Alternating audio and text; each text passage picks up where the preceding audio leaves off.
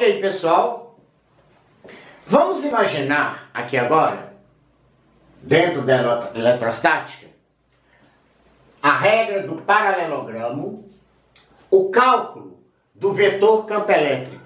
Por que vetor campo elétrico? Primeiro, ele é considerado um vetor campo elétrico, por quê? Porque é uma grandeza vetorial, senão ele não seria o vetor campo elétrico. Ele precisa de além da direção, né, que eu já ia escrevendo aqui, ele precisa, para ser definido, de um módulo, uma direção, e também precisa, aí ó, os pins tá tudo ruim, de um sentido. É isso, o vetor campo elétrico. Ao contrário do potencial elétrico, que é uma grandeza escalar. Ah, mas quando que nós vamos falar sobre isso? Depois que a gente sair desse estudo de eletrostática e eletrodinâmica básica e voltar lá em vetores de novo. Tem tempo? Tem tempo sim. Seja aqui ou seja lá em Belo Horizonte, no canal. Mas pelo menos agora, aqui, quem visita, quem quer. Ninguém é obrigado a assistir essa aula, nem nada não, né? Igual tem a plataforma do Estado, esse genocídio da educação, que isso é um genocídio, né? Fazer uma coisa dessa aí, né? Obrigar o aluno a assistir essas aulas virtuais aí, de plataformas aí, não. Eu acho que falar com vocês para assistirem aulas de professores que vocês já conhecem, tudo bem. Principalmente, eu estou me dirigindo mais a vocês da rede pública, não do ensino particular. Que esses aí é diferente, já estão mais acostumados. Agora, para vocês da rede pública, né, que estão acostumados mais no YouTube, entrar no canalzinho lá, assistir quando então tem uma eventual dúvida, é outro problema. Bem diferente do que criar-se uma plataforma de EAD, por exemplo, ensino à distância, né? E aí então obrigar vocês a assistir uma aula virtual que sabe-se lá se você está entendendo ou não. E aquele professor que até então era o professor titular de vocês lá, passa a ser apenas um tutor que vai ficar de um lado daqui, igual eu estou aqui, tirando dúvidas de vocês. Não sei se isso funciona, tá bom? Bom, mas olha só. Vamos olhar, aqui vocês têm um quadrado. Quadrado, 4 lados iguais. Se eu tenho aqui 30 centímetros, 30 centímetros aqui, 30 centímetros. Mas foram colocados a essa distância 4 cargas, QA, QB, QC e QD. Porém, uma carga de prova, P, aqui ó, uma carga de prova P, foi colocado nesse ponto aqui da carga do Qzão, QC, Qzão C, carga C, tá?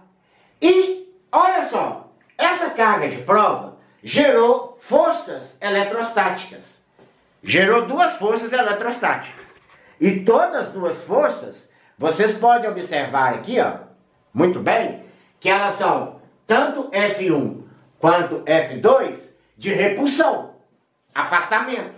Elas estão se afastando do campo. Concordam comigo? Aqui da carga, aqui, porque foi gerado um campo aqui. Então a força eletrostática F2 e F1.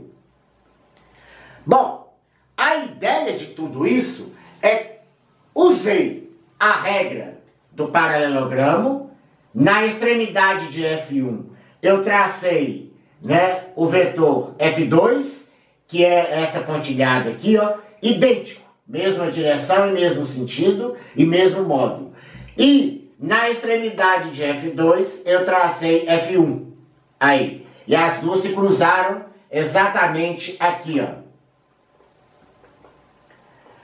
Bom, o vetor resultante, geometricamente falando, é aquele que tem origem K na origem dos vetores originais, F1 e F2, até o cruzamento das pontilhadas aqui, que são nada mais do que as componentes vetoriais. Foi isso que foi feito. Bom, e aí? Aqui ainda tá legal pelo seguinte, porque aqui eu posso usar, né, até mesmo por ser um triângulo retângulo, olha aqui. E ela passa a ser o lado oposto e, consequentemente, a hipotenusa com um simples teorema de Pitágoras. Mas o que os senhores às vezes não esperavam seria esse outro caso aqui, tá? Olha aqui. De QA, que já é positivo, e QB, também positivo. Pôs-se uma carga de prova aqui, e gerou um campo, gerou forças elétricas. É A e é B. Lembrando, apenas, voltando aqui, olha, tá? Que aqui, ó, só que eu esqueci de mostrar para vocês, que eu pus aqui, ó, tá vendo? Que QC é maior do que zero. Se ele é maior do que zero, de cara, eu já podia saber mesmo que o campo elétrico, ele é de afastamento. Tá aqui, ó. Eu até apaguei aqui de encostar aqui, eu não falei, mas ele é de afastamento. Por quê? Pelo simples fato de QC ser maior do que zero. Quando a gente tem, né, um campo, uma carga lá, e se ela for menor do que zero, aí tudo bem. Então a gente vai ter um vetor campo elétrico no sentido contrário, de aproximação, ao contrário do caso aqui, que é de afastamento. Bom, então, vamos aqui, também maior do que zero, e aqui no QB maior do que zero. Essas cargas estão, né, aqui equidistantes. E foi colocado nesse ponto aqui uma carga de prova. Gerou um campo elétrico de afastamento EA e gerou um campo elétrico de afastamento EB. Por quê? Porque tanto QA